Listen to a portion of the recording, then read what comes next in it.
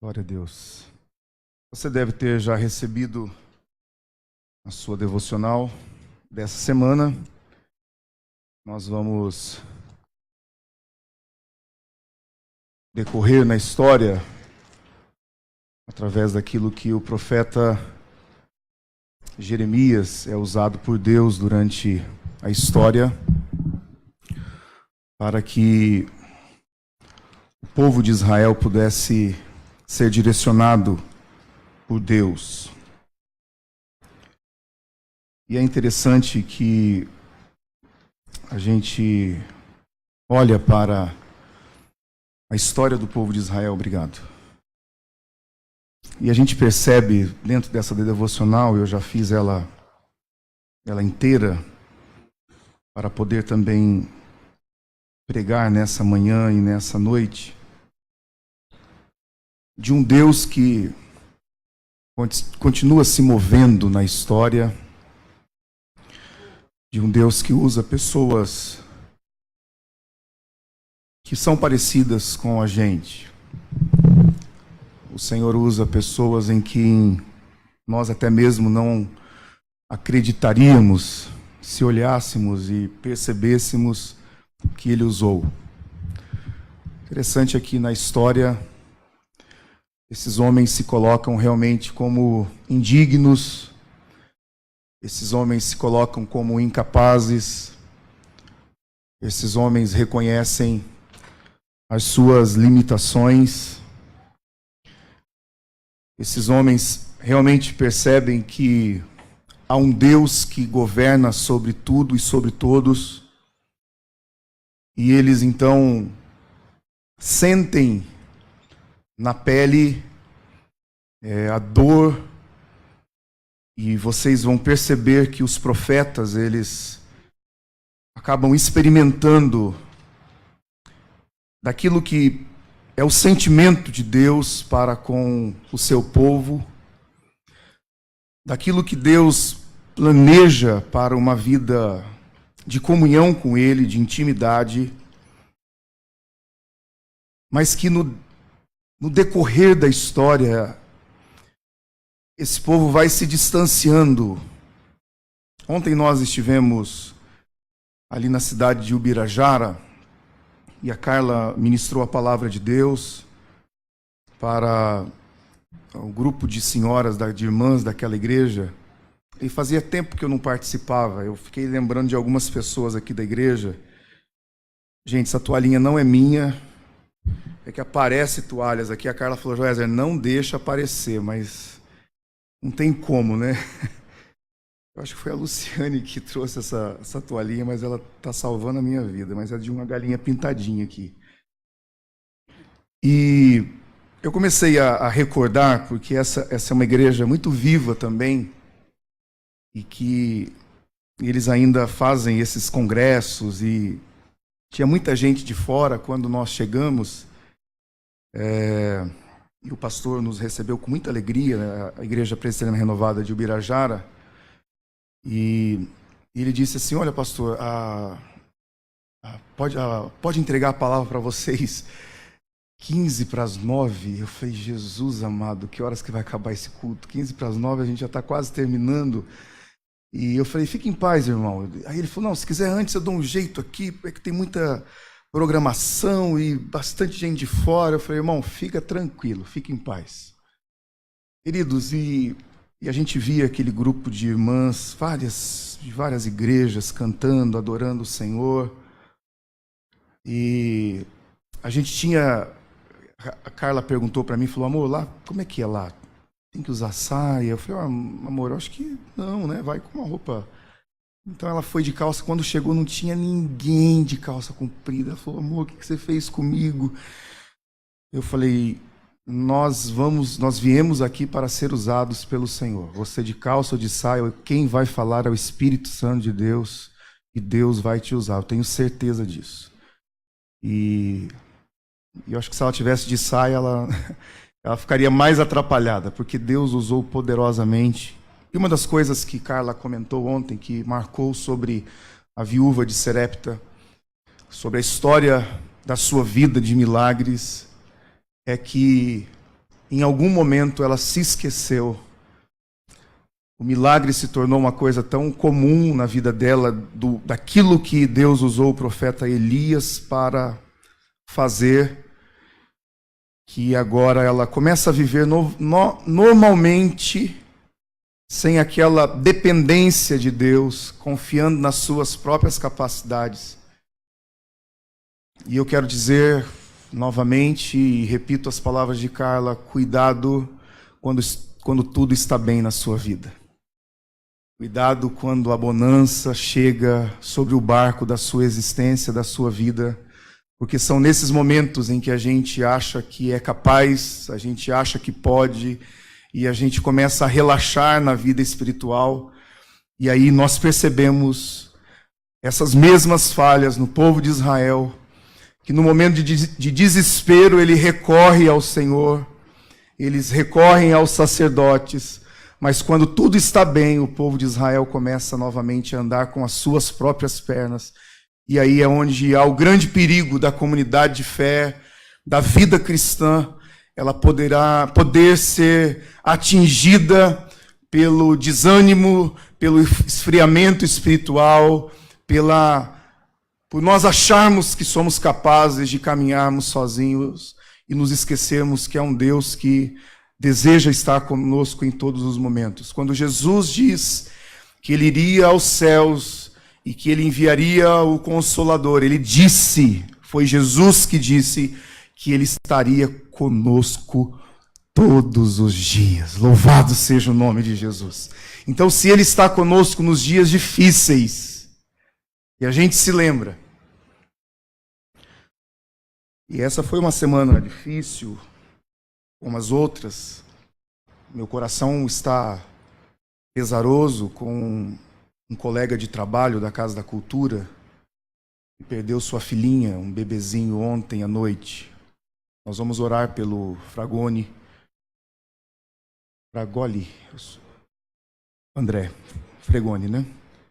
Nós vamos orar por essa família. Nós ficamos sabendo ontem, de volta ao caminho para cá, e nós choramos uma dor que a gente não tem ideia. E essa semana nós choramos junto com a Sildânia. Essa semana a gente recebeu pedidos de um querido irmão em que sua irmã está diagnosticada. Talvez terá que passar por todo o difícil tratamento contra um câncer. Uma semana em que a gente encontra diversas pessoas e elas nos encontram e dizem: pastor, está muito difícil. Pastor, está pesado o fardo. Pastor, meu filho tem sofrido, minha filha tem sofrido. Os meus pais não estão bem em casa. E são diversas informações e situações que chegam até nós. E eu percebo que só posso ajudar em oração. E a única coisa que eu posso fazer é chorar com os que choram. É dizer a essa pessoa: os meus ombros estão aqui, se apoiem nele e a gente vai caminhar juntos. Esse é o papel da igreja. Esse é o chamado de Isaías, de Jeremias, dos profetas menores, em que vem a situação do seu povo perecer por causa do pecado, e tudo de mal que acontece em nós é por causa que um dia o homem pecou. É por causa da natureza pecaminosa que ainda insiste em nos atingir, em nos ferir, em nos machucar, em nos destruir. Por isso nós precisamos dos limites da palavra de Deus em nós. Por isso nós precisamos nos entregar de corpo e alma à vontade de Deus, ao querer de Deus, ao entendimento de que Deus não está distante daquilo que nós estamos passando. mas que Ele é um Deus presente, Ele se faz presente no meio de nós e Ele habita no meio da congregação, em meio aos louvores. Nessa manhã, o Espírito Santo de Deus está aqui nesse lugar. Ao falar sobre os grandes problemas que nós enfrentamos, eu queria partir para um outro texto em que o Espírito Santo de Deus me levou a essa semana refletir. E eu queria que você abrisse a sua Bíblia no livro de Neemias, capítulo de número 6.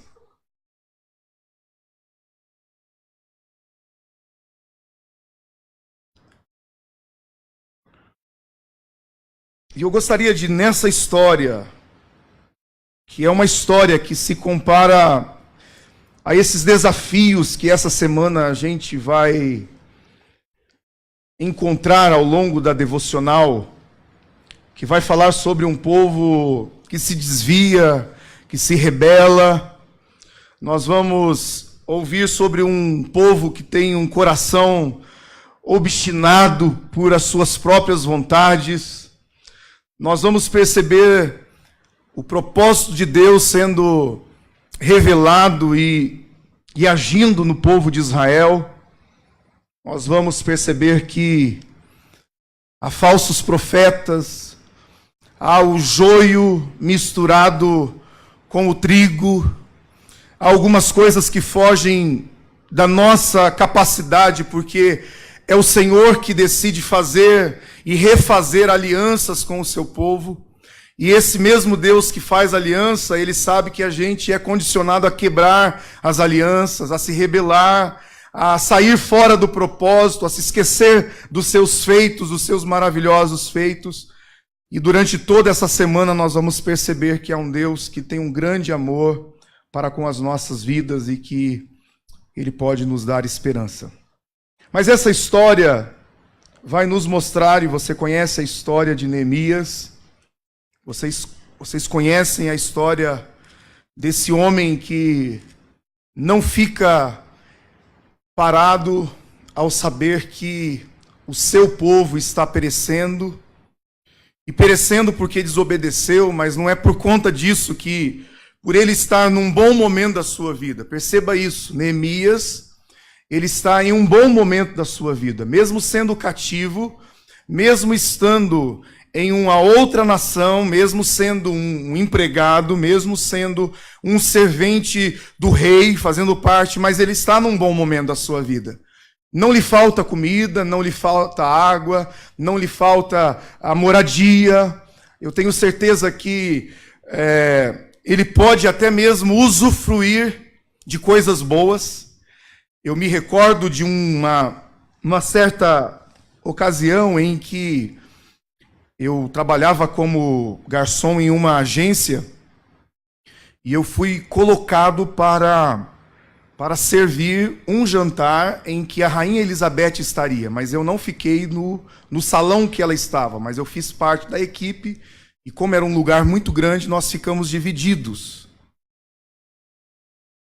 Irmãos, eu comi o que a rainha comeu. Tudo aquilo que passou por ela, passou por mim. E o que acontecia? No final da festa, aquelas pessoas que estavam trabalhando tinham direito a comer aquilo que eles haviam comido. Então Neemias está nessa situação. Ele come o que o rei come. Ele é servente. Ele está à disposição daquele momento. Mas ele não se conforma em ver a situação do seu povo, dos seus irmãos. Ele não fica parado, acomodado, ou até mesmo dizendo, bem feito. Estão ali porque merecem. Não há esse sentimento. E a partir de um pensamento como esse, de um homem que não se conforma com a situação que o seu irmão está vivendo, que os seus irmãos estão vivendo, ele agora toma atitudes. Ele agora permite que o seu coração misericordioso. E eu queria me atentar a isso. Eu gostaria que nós estivéssemos sensíveis à voz do Espírito Santo de Deus. Porque, irmãos, é muito triste a gente encontrar no meio do povo de Deus a igreja de Cristo, muitas vezes tratando mal o seu próximo, fazendo chacotas do seu irmão, fazendo piadas, desmerecendo o trabalho que os irmãos têm realizado. Quando eu digo isso, é porque, infelizmente, chega até nós pessoas machucadas, e são machucadas aqui dentro, quando estão trabalhando, quando estão servindo, quando estão dando o seu melhor. E há aqueles que se levantam com um espírito terrível de inimizade dentro da igreja, com um espírito de crítica, com um espírito de superioridade, com um espírito de olhar e imaginar que poderia estar fazendo melhor. Mas não é que essa pessoa pode fazer melhor, ela acha, como Carla diz que o seu pai sempre dizia, que o mal do sabido é achar que todo mundo é bobo. E o mal nosso é achar que as pessoas não estão próximas da gente, olhando as atitudes que a gente faz. Quando a gente prepara tudo com muito amor e carinho, e a gente percebe pessoas que vêm apenas para achar defeito, apenas para achar defeito. Sabe o que é a palavra de Deus estar sendo pregada e ela não alcança o coração? Porque enquanto está pregando a palavra de Deus, a pessoa está olhando para o lado e percebendo se o irmão está bem vestido ou não, se o irmão está cheiroso ou não, se o irmão está aqui, ou se ela pegou tamanha coisa que eu não entendo o que é. E ela começa desculpa o termo, mas encontrar pelo em ovo. Porque o coração dela está tão distante da vontade de Deus, que eu não sei o que a pessoa vem fazer na igreja. Eu fico inconformado com isso. Porque é o melhor momento da minha vida. Quando eu estou nesse lugar e eu tenho o prazer de louvar, bendizer ao Senhor, de oferecer um culto a Deus. Agora você fica imaginando Deus olhando para nós. E a gente assim, olhando. A cadeira está fora do lugar. O banheiro está sem papel higiênico. Não limparam aqui. Como se as pessoas que servem nesse lugar fossem nossos empregados. Nem eu sou teu empregado. Por mais que seja sustentado por essa igreja, tenho um ministério do Senhor para esse lugar, para cuidar, zelar, amar a sua vida. Como você também não é empregado do pastor, como você também não é empregado dessa igreja, nós somos servos do Senhor Jesus Cristo.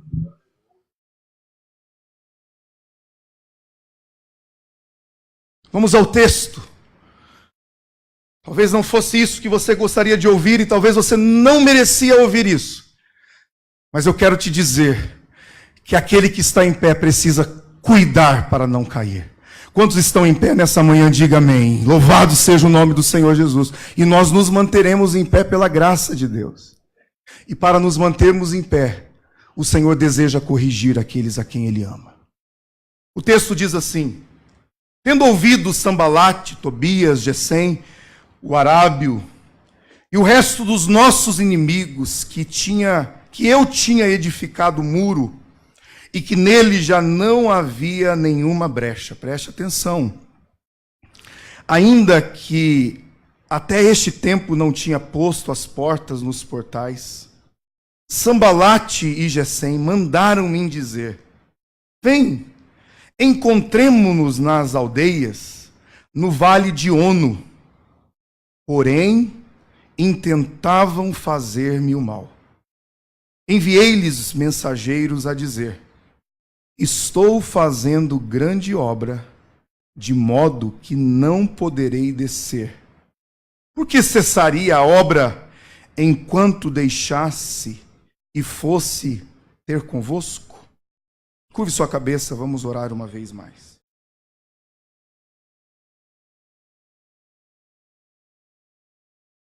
Senhor, nós estamos diante da Tua palavra. E a Tua palavra vem de encontro às nossas necessidades. A Tua palavra vem de encontro ao que nós precisamos ouvir nessa manhã. A estar preparado para convites que não trazem edificação. E eu te peço nessa manhã que o Senhor nos ajude a compreender que essa igreja tem uma grande obra para realizar. E nós não pararemos. Assim nós oramos em o nome de Jesus. Perceba que há um convite, perceba que há uma proposta, mas Neemias está atento. E a primeira lição que eu tiro desse texto é que nós precisamos estar atentos. Estar atento dentro da igreja é muito fácil. Estar atento nesse ambiente é tranquilo. Estar atento ao que nós ouvimos nesse exato momento é muito fácil. Mas o grande problema é a atenção nas horas em que Deus está nos provando. E diariamente o Senhor prova as nossas vidas. Diariamente o Senhor nos coloca em situações para que a gente possa decidir. É interessante isso. Um Deus que permite a nós tomarmos as decisões dessa nossa caminhada. Agora, a grande diferença que nós percebemos quando estamos vivendo de fato o entendimento das Escrituras, quando a gente se envolve com pessoas de Deus e que essas pessoas nos ensinam num bate-papo, nos ensinam com as suas experiências de criação de filhos, elas nos ensinam com a maneira como elas sorriem. Eu já citei isso de algumas pessoas que nós conhecemos no nosso meio, em que elas têm dificuldades como a gente, sofrem como a gente, mas elas sempre estão com a mesma carinha, o mesmo sorriso, a mesma maneira de agir. Você não vê essa pessoa reclamando, você não vê essa pessoa murmurando, você sabe que ela tem problema, mas quando ela chega, é o mesmo jeitinho sempre.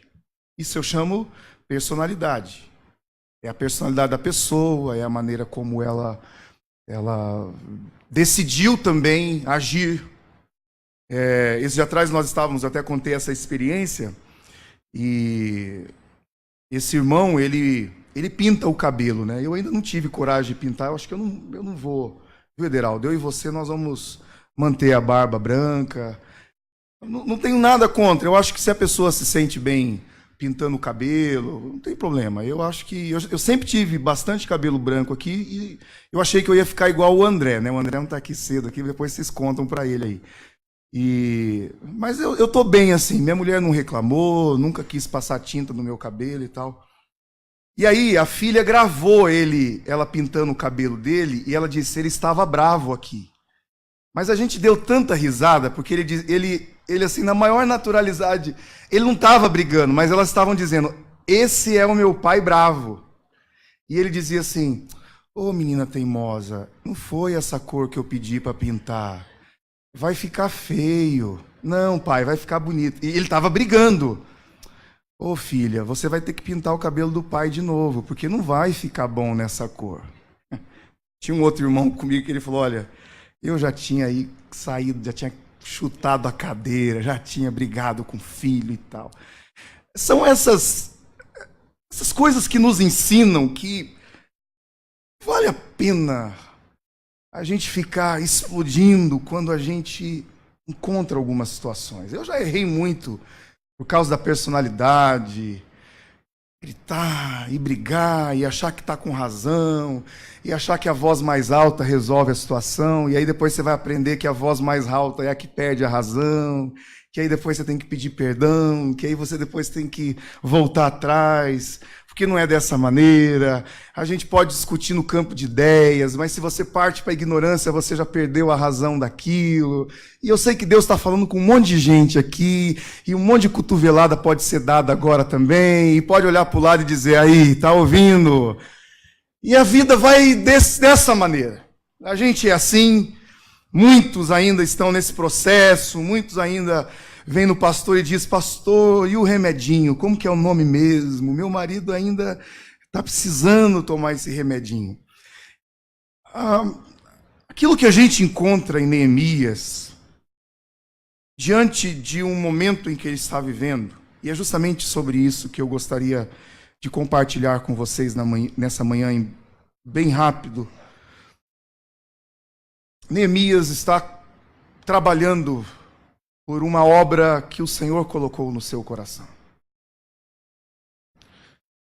Eu creio que 100% desse auditório não foi chamado para só frequentar uma igreja.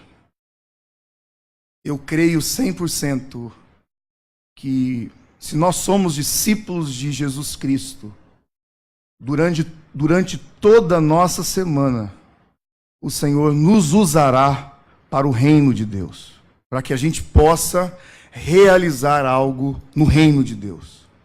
Então, por mais que você entenda que existe uma profissão, que você se formou numa profissão, você não é isso. Você está como advogado, como empresário, como metalúrgico, como um trabalhador autônomo. Você está, porque de fato você é um discípulo de Cristo, e em nós, em cada um de nós, nós recebemos através de Jesus Cristo a função de sermos sal da terra e luz do mundo. Num ambiente iluminado, qual é a razão de nós acendermos um farolete de frente ao sol? Ele praticamente se torna insignificante. Mas um farolete em extrema escuridão, ele vai trazer sentido naquele lugar. E aí é quando entra, de fato, quem você é em Cristo Jesus. Você é a luz que Jesus te chamou para ser. Talvez no ambiente do seu trabalho, você encontra as trevas no sentido de pessoas que estão vivendo na escuridão. Eles não têm a clareza de quem é Deus. Eles não têm o sabor que é ser temperado por Jesus Cristo. Porque o crente em Jesus, a pessoa que é crente em Jesus, nós temos prazer em estar perto delas. Irmãos, eu tenho prazer em estar perto de vocês, é porque a gente não tem a oportunidade de poder estar juntos, comendo a semana toda, mas nas experiências que a gente tem tido de visitá-los, de estar com vocês, eu tenho prazer em estar com vocês. Sabe por quê? Porque há o tempero de Cristo em suas vidas, ou seja, é um ambiente gostoso de estar.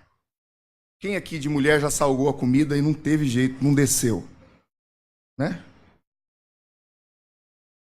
Então, existem os inimigos dentro da casa, dentro da comunidade de fé, que eles deixaram de dar sabor e agora eles salgam tanto que se torna uma coisa insuportável. E nós precisamos identificar essas pessoas. Porque essas pessoas, infelizmente, eles têm entrado no ambiente da comunhão para tirar a comunhão. Eles vêm para entristecer o nosso coração. Eles vêm para lançar palavras que machucam a nossa vida. Fazer críticas que não irão acrescentar em absolutamente nada. Pelo contrário, poderão ferir, poderão machucar, poderão entristecer. E a partir disso, essa semana, por encontrar esses problemas, na verdade eu não chamo nem de problema, eu não gostaria de tê-los como problema. Mas essas situações que podem trazer tristezas ao coração da gente. O Senhor me levou a essa palavra. E eu quero dizer que essa palavra é para você, porque talvez no teu trabalho você tenha recebido convites de inimigos. E esses convites vêm dizendo assim, viu, vamos nos encontrar em tal lugar. Saia do seu serviço que você está fazendo aqui, vamos tomar um cafezinho. Talvez dentro da sua casa exista o perigo de pessoas e a gente encontra as mais tristes histórias. Nos ambientes familiares em que se discute, e meu pai estava aqui semana passada, eu fiquei bravo com ele. Nós estávamos sentados lá no fundo, e aí ele chamou a Radassa e disse, ô Radassa, eu queria que você... Como é que faz para eu dividir aquilo que eu conquistei com os filhos? Eu falei, ô pai, que conversa boba é essa? Tá ficando velho e não queria deixar as coisas tudo organizadinha para vocês e tal. Eu falei, pai, o maior bem que o Senhor tem é a sua vida. O maior prazer que a gente tem é ter o Senhor conosco. É ver o Senhor bem. A gente não tá olhando a casa que o Senhor tem, o lugar que o Senhor tem, por mais que é gostoso lá. A gente quer ir lá porque o Senhor e a mãe estão lá. Mas a gente sabe que existem inimigos dentro da nossa própria casa que só estão esperando a partida da mãe ou do pai para dizer, vamos vender a casa.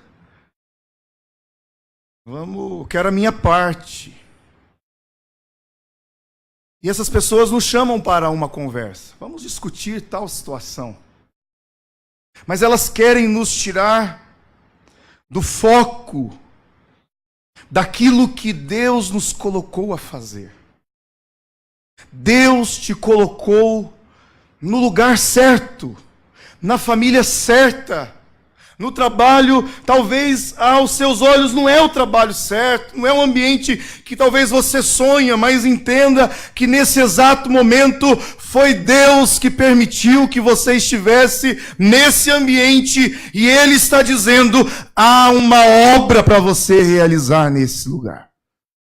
Há brechas que você precisa fechar nesse lugar. Os muros de Jerusalém estavam destruídos. Havia uma calamidade sobre o povo de Israel, sobre os seus irmãos. As paredes, aquilo que fortificava a cidade, estava abaixo, estava em ruínas. Talvez a sua família esteja em ruínas. E Deus te colocou nesse momento dentro da sua casa para que você reerga os muros, para que você tampe, feche as brechas. Talvez dentro do seu trabalho está passando por crises, dificuldades. Deus te colocou nesse lugar para uma grande obra. Deus quer usar a tua vida neste lugar. Deus te colocou com um ministério específico dentro dessa igreja. Deus te chamou para servir neste lugar.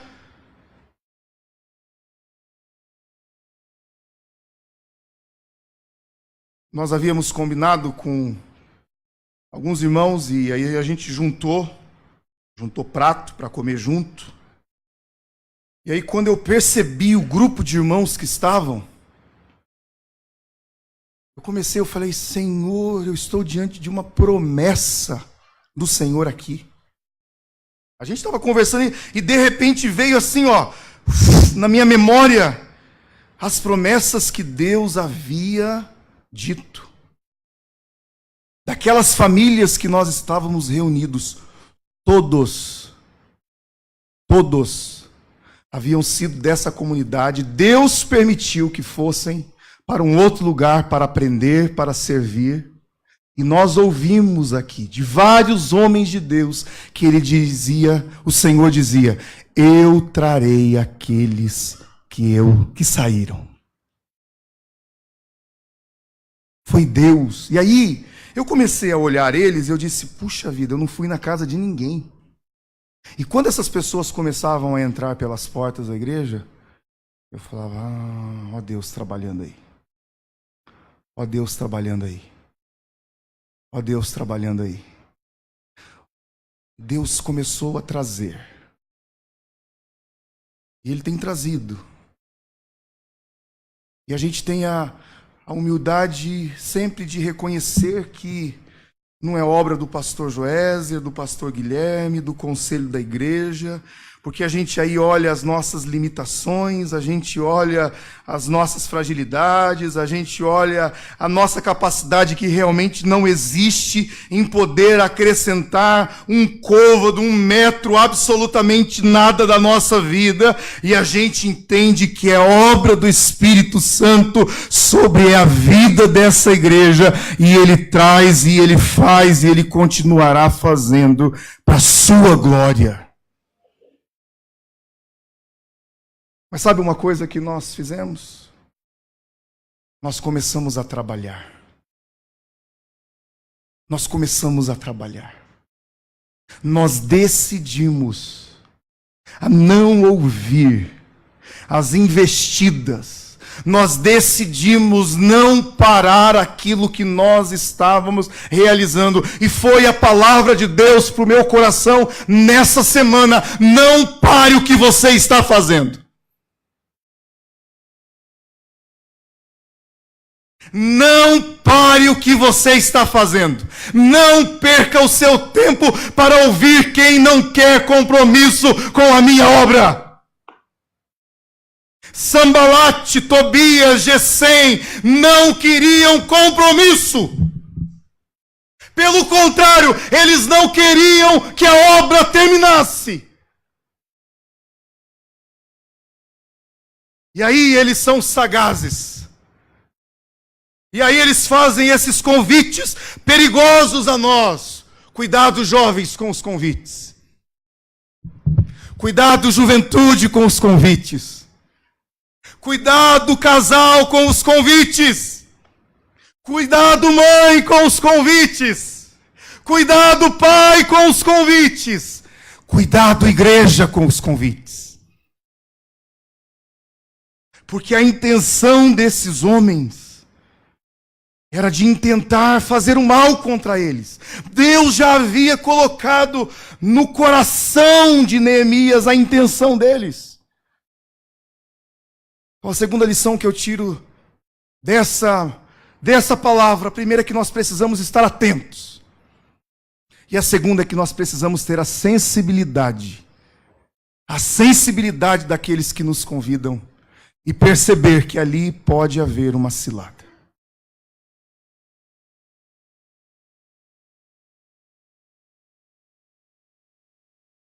Neemias envia uma mensagem. Eu queria que você repetisse comigo o verso de número 3. Por favor, Danilo, coloca. Queria que você repetisse dizendo, estou fazendo uma grande obra. Até a vírgula. Vamos lá, 1, 2, 3. Estou fazendo uma grande obra. Nesse exato momento da sua vida, há uma grande obra que você está realizando. Que obra é essa, pastor? É aquilo que Deus colocou para você fazer na vida. Quantos professores temos aqui nessa manhã? Levante a mão. Deus colocou uma grande obra para você fazer dentro da sala de aula. dentro do seu trabalho. Há crianças, e eu tenho orado, está sendo muito difícil no meu coração tomar essa decisão, porque tem sido no momento mais importante do projeto que eu faço parte. Já há 7 anos que eu trabalho no Projeto Guri, e eu já tive tudo para ser mandado embora, porque não tinha aluno. Eu já tive tudo para sair, porque cansado, porque trabalhar com criança também, os irmãos sabem disso, o cansaço que a gente chega. E eu estou hoje com 60 alunos, de todas as regiões da cidade, de todo tipo de classe social, de todo tipo de situação. Crianças com pais da família tradicional, crianças que não têm pais, crianças que os pais estão presos, crianças em que são criados por aí. E eu tenho orado ao Senhor, porque é o meu desejo parar nesse momento e poder dedicar. Mas tem sido difícil, porque eles têm pedido. Ah, professor, não sai não. E é interessante que nesse trabalho eu acabava perdendo muitos alunos, porque tem instrumento musical, é lógico que eles sempre vão escolher o instrumento do que o canto. Então, todo semestre acabava a minha turma, eu tinha começado do zero, e agora desistiu um aluno apenas, porque ele vai estudar na ETEC, e só por isso, porque ela disse, eu queria continuar estudando. Então, os 60 alunos vão continuar no canto coral. E os dizendo, professor, fica. E falei, Senhor, eu já tomei a decisão, já conversei com Carla, eu preciso, né, às vezes tem sepultamento para fazer no horário. E há uma grande obra que eu estou realizando. E esse ano nós já fomos 4 vezes no Teatro Municipal, com casa cheia, e pessoas se emocionando, e gente vindo atrás dizendo, que projeto é esse? Como que acontece isso? Que coisa mais linda. Segunda-feira passada, agora participamos do encontro de coros da cidade, e a gente estava no meio dos coros da Zilor, que são assim coisas lindas, da prefeitura, da Igreja Presbiteriana Independente, que estava muito bem representado, e aí no final todo mundo dizendo, puxa, que emoção de ver essas crianças, que coisa mais linda, e a gente podendo ver que uma grande obra está sendo realizada naquele lugar. Nesse exato momento da sua vida, uma grande obra Deus está permitindo que você faça. Amanhã há uma grande obra que você precisa fazer. E a terceira lição e última lição que eu tiro para esse texto é para que você envie uma mensagem para essas possíveis convites de inimigos que estão disfarçados de boas intenções. Perceba que é um convite normal. Vem, encontremos-nos nas aldeias, vamos tomar um café junto, vamos bater um papo, vamos tomar um chá lá em Bauru, vamos fazer alguma coisa. Queridos, eu não estou dizendo que você precise dizer não aos convites, porque a gente tem desenvolvido, ao longo dos dias, uma caminhada com pessoas que não professam a nossa fé. De pessoas que não comungam da mesma comunhão. Mas essas pessoas nos respeitam pela postura que nós temos de servos do Senhor. De ambientes em que a gente chega e somos apresentados. Esse aqui é o meu amigo, pastor Joézer. Em lugares em que sou conhecido, sim, como servo do Senhor Jesus. E nos dias eu tenho percebido que nós estamos ali para dar tempero na vida dessas pessoas e trazer o Evangelho, que é a luz do mundo, para aqueles que ainda não conhecem o Evangelho. A gente não chega como super-herói, ou como o santarrão, ou como o que não peca. Pelo contrário, a gente chega como servo de Cristo. E a gente tem alcançado lugares onde a religião, a instituição não conseguiria chegar. Porque há uma grande obra e a gente não tem perdido tempo.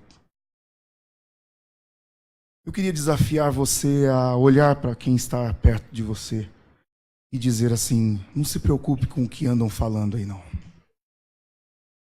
Tá bom? Pelo menos numas pessoas a mais assim, ó.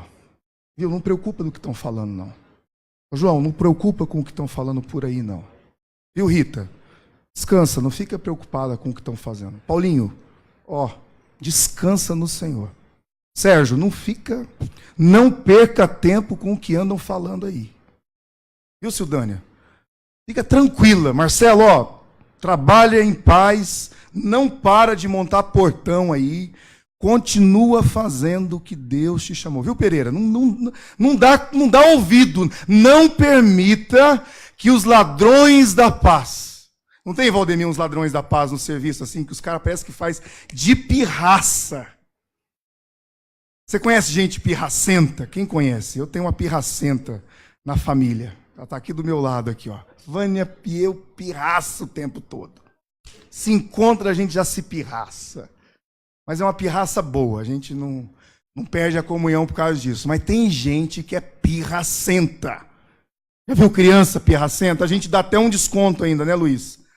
A Ana dá uma pirraçada lá em casa, daí o Luiz já pega uma cinta e ela já para com a pirraça. Agora, você já viu adulto pirracento? Ô, gente, aí só Deus na nossa vida.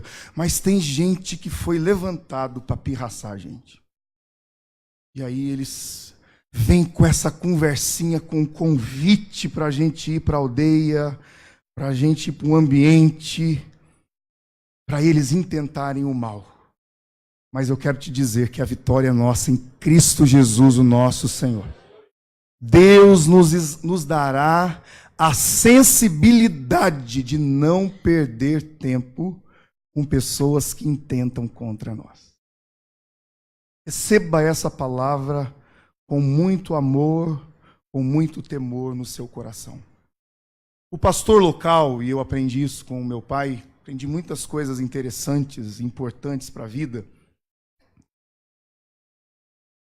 Porque Deus pode nos revelar algo específico em um momento de oração, em um momento de leitura bíblica, mas Deus pode nos revelar a palavra dele diante de situações que a gente vê. E essa palavra é diante de uma situação. Eu precisei orar com pessoas que foram feridas aqui dentro. Eu precisei incentivar essas pessoas a não permitirem que essas ofensas, essas palavras de maldade descessem para os seus corações. E quando eu estava aconselhando, orando com essas pessoas, eu disse: não permita que a sua vida pare por causa disso. Deus está permitindo isso para você nesse exato momento, porque a vitória sua vai ser grande, grande, grande, grande. A gente sabe o resultado desses homens, Sambalate, Tobias.